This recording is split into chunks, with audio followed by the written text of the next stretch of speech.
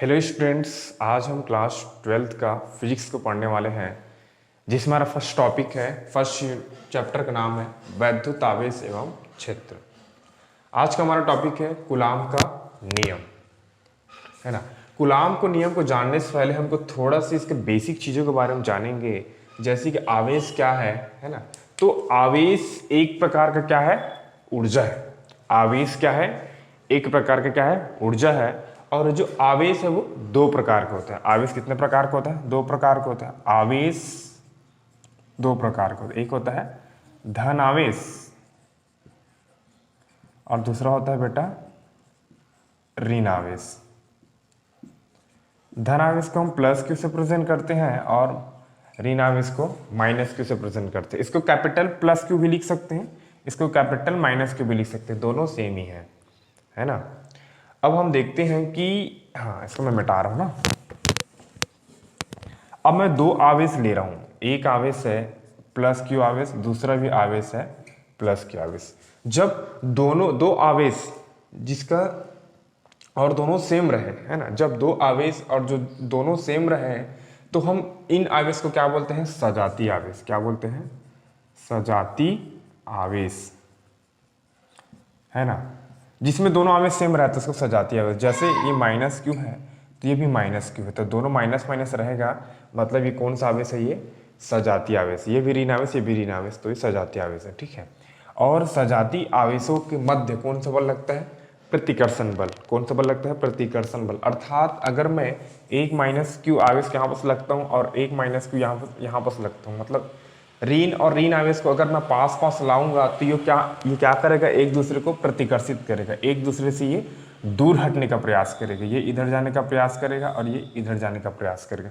तो यहाँ पास कौन सा बल लगता है, प्रतिकर्षण बल लगता है। सजाती आवेशों के बीच में प्रतिकर्षण बल लगता है। लिख लेना कौन सा बल लगता है, प्रतिकर्षण बल। प्रतिकर्षण बल लगता है। अब इसी प्रकार अगर मैं, है ना, इसको मैं मिटा रहा हूँ ना, इसी प्रकार अगर मैं एक आवेश को प्लस लेता हूँ और एक आवेश को माइनस लेता हूँ, जैसे एक आवेश प्लस है और एक माइनस, एक धन आवेश है और एक ऋण आवेश है, ठीक। या फिर यहाँ पर माइनस इधर ले लेता हूँ, या फिर ऋण आवेश है या फिर धन आवेश है। जब भी दो आवेश और दोनों अलग अलग हो तो उन दोनों आवेशों को क्या बोलेंगे, विजातीय आवेश। कौन सा आवेश बेटा, विजातीय आवेश, है ना। विजातीय आवेश उन दोनों आवेशों को कहते हैं जिनमें, है ना, दोनों आवेश अलग अलग रहता है। अगर एक प्लस है तो एक माइनस रहेगा, अगर एक माइनस है तो एक प्लस रहेगा, ठीक है। दोनों में अलग अलग रहेगा, एक प्लस माइनस। अब हम जानते हैं कि विजातीय आवेशों के मध्य कौन सा बल लगे, विजातीय आवेश के मध्य आकर्षण बल लगता है। आकर्षण बल मतलब अगर मैं ऋण आवेश के यहाँ पास लाता हूँ और धन आवेश के यहाँ पास लाता हूँ, फिर ये क्या होगा, ये एक दूसरे की ओर आकर्षित होगा। ये इधर आने का प्रयास करेगा और ये इधर आने का प्रयास करेगा, अर्थात इन दोनों के बीच में एक बल लगता है और उस बल का नाम क्या है, आकर्षण बल। इन दोनों के मध्य आकर्षण बल लगता है। कौन सा बल लगता है, आकर्षण बल, है ना। तो हम यहां से एक निष्कर्ष निकलता है कि सजाती आवेशों में प्रतिकर्षण बल लगता है और विजातीय आवेशों के मध्य आकर्षण बल लगता है ना। तो हम देखते हैं कि ये जो बल है, आकर्षण और प्रतिकर्षण बल, आखिर में क्यों लगता है। जैसे एक धन आवेश है और एक और धन आवेश है, तो इनके मध्य कौन सा बल लगता है, प्रतिकर्षण बल लगता है। और एक धन आवेश है और एक ऋण आवेश है, तो इनके मध्य कौन सा बल लगता है बेटा, आकर्षण बल लगता है। ये विजातीय आवेश और ये सजातीय आवेश है, तो सजातीय आवेश के मध्य प्रतिकर्षण बल और विजातीय आवेश के मध्य आकर्षण बल लगता है, ठीक है। तो ये जो बल लग रहा है, कौन सा बल लग रहा है, आकर्षण और प्रतिकर्षण बल। तो इसी को बताने के लिए, है ना, ये जो इसी बल, जो आकर्षण और प्रतिकर्षण बल लग क्यों रहे हैं, इसी को बताने के लिए फ्रांसीसी वैज्ञानिक कूलाम्स ने क्या दिया, एक नियम दिया, जिसे क्या बोलते हैं, कूलाम्स का नियम कहते हैं, है ना। तो आज हम देखते हैं कूलाम्स का नियम क्या कहता है। देखो, हम कूलाम्स के नियम के सहायता से दोनों आवेशों के मध्य लगने वाले बल के परिमाण को हम ज्ञात कर सकते हैं। तो कूलाम्स के नियम का देखते स्टार्ट करते हैं हम। कूलाम्स के नियम क्या बोलता है कि दो बिंदु आवेशों के मध्य लगने वाला बल, दो बिंदु आवेशों के मध्य लगने वाला बल दोनों बिंदु आवेश के परिमाणों के गुणनफल के अनुक्रमानुपाती तथा बीच की दूरी के वर्ग के व्युत्क्रमानुपाती होता है।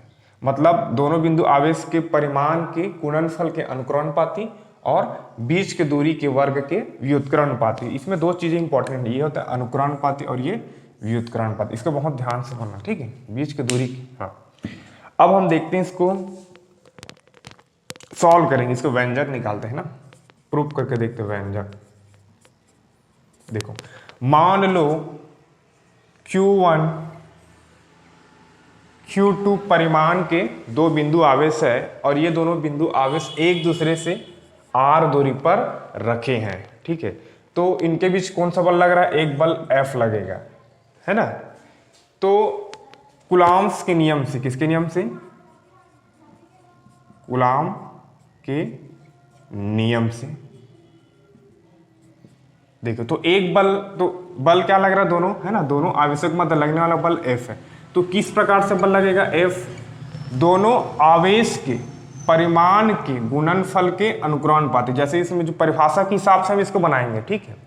तो दोनों आवेश के परिमाणों के गुणनफल के अनुक्रमानुपाती। तो F, एक बार F ऐसा लिखूंगा मैं, तो ये Q1 और ये Q2।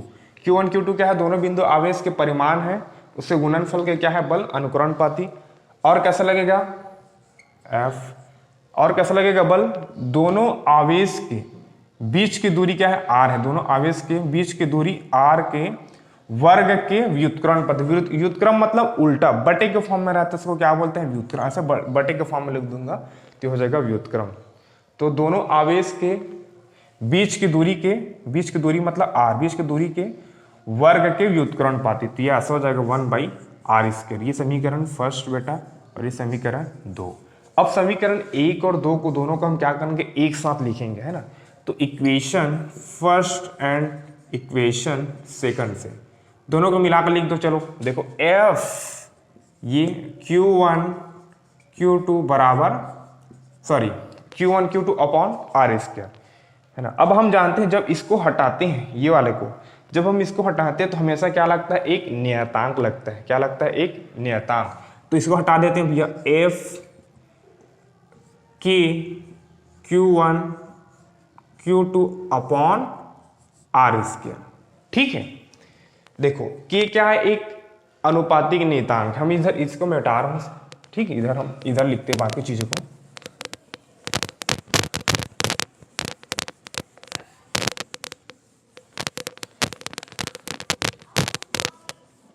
देखते हैं यहां पास ना, K क्या है, यहां पास K एक अनुपातिक नियतांक है ना। यहां K एक अनुपातिक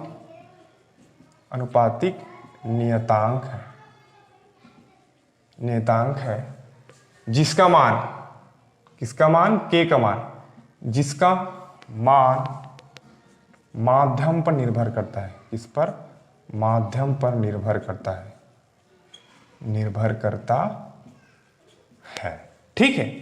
अब देखते हैं वायु निर्वात में। देखो अगर माध्यम क्या है, देखो K एक अनुपातिक नियतांक है जिसका मान क्या है, माध्यम पर निर्भर करता है। मतलब अलग अलग माध्यम पे अलग अलग K का मान होगा, ठीक है। तो वायु या निर्वात के लिए अगर माध्यम वायु है या फिर निर्वात है, उसके लिए K का मान क्या होता है, K बराबर होता है 1/4πε0। अगर वायु है उस कंडीशन में भी K का मान 1/4πε0 होता है। और निर्वात मतलब जहां पर वायु नहीं है, उस कंडीशन में भी K का मान क्या होता है, 1/4πε0 होता है। अब ये जो इसको समीकरण 3 नाम दे दो ना, ये वाले को, ये समीकरण 3। अब समीकरण 3 में K का मान को रख दो, ठीक है।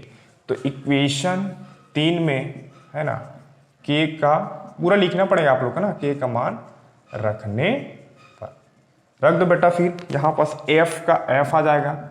K बराबर क्या लिखूंगा मैं समीकरण में, K बराबर लिखूंगा मैं 1/4πε0। और जो बचा, क्या बचा, Q1 Q2 अपॉन r², ठीक। इसको एक समीकरण और दे दो ना, समीकरण 4। इस समीकरण 4 को बहुत अच्छे से याद करना, ये बहुत आगे काम आएंगे ना। अब इसके बाद हम देखते हैं, चूंकि हम जानते हैं कि 1/4 पाई एप्सिलॉन 0 बराबर होता है 9 गुना 10⁹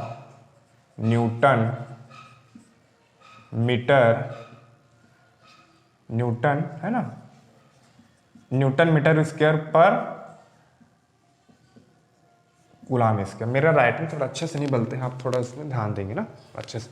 देखो 1/4 पे एप्सिलॉन 0 गुना बराबर होता है, मतलब 1/4 पे 4 पाई एप्सिलॉन 0 बराबर क्या होता है 9 गुना 10⁹ न्यूटन मीटर स्क्वायर पर कूलम स्क्वायर। ये होता है, आपको इसको याद करना पड़ेगा। अब इस वैल्यू को क्या कर देना, समीकरण 4 में रख दो। तो इक्वेशन फर्स्ट में मान रख दो बेटा, फिर क्या आएगा देखो, तो इसके जगह क्या रखोगे, इतना रखोगे 9 गुना 10⁹ तो F इजिकल टू क्या आ जाएगा 9 गुना 10⁹ क्या Q1 Q2 upon R square. ये समीकरण 5। समीकरण 5 कूलम्ब्स के नियम का गणितीय रूप को प्रदर्शित करते हैं। ठीक है, जो समीकरण जो 5 है कूलम्ब्स के नियम का गणितीय रूप है ना। ठीक, आप इसको बहुत अच्छे से एक बार देख लेंगे, स्क्रीनशॉट ले लेंगे और एक बार इसको अपने घर में बिना देखकर बनाकर देखेंगे। Thank you.